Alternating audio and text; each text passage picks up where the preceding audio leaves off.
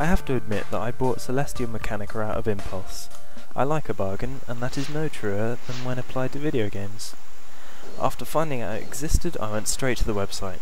There, I watched the trailer and saw cute pixel characters, and something about a story. I was informed by this website that it was created in collaboration between Roger Hicks and Paul Veer, who, after some internet browsing, are apparently two heavy-hitting names in the indie dev world. Undeterred by the fact I hadn't heard of them, I promptly bought the game for the very agreeable price of £3.33. In the prologue, you are told that humans are a bit rubbish, and are taking their toll on the world. Because of that, the Earth is going to explode. Just as this happens, the Mechanians save us and put the world back together.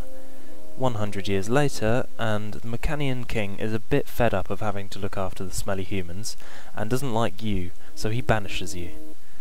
Then the game starts, and you fall from the sky. After landing, you meet a blue Mechanian who has also been exiled, and the quest begins to return to Mechanica and give the king what for.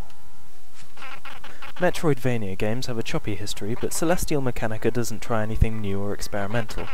It has a showcase of the core mechanics of the genre, like upgrades and different types of jumping. This leaves the player to rely on their skill with these mechanics. Unfortunately, the player, such as myself, may not have quite the mastery of timing and manoeuvring that allows fluid movement past the gauntlet of lasers and walls.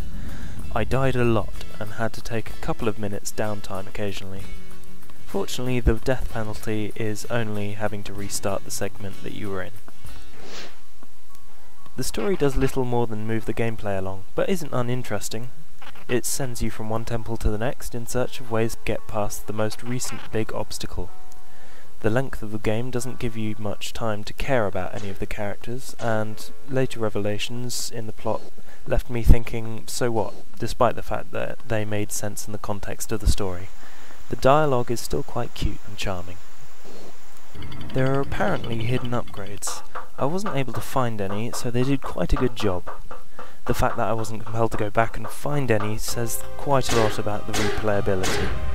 After the story has played out, there is only the same obstacles to play through that give you the opportunity to change a timer and death counter that appear at the end.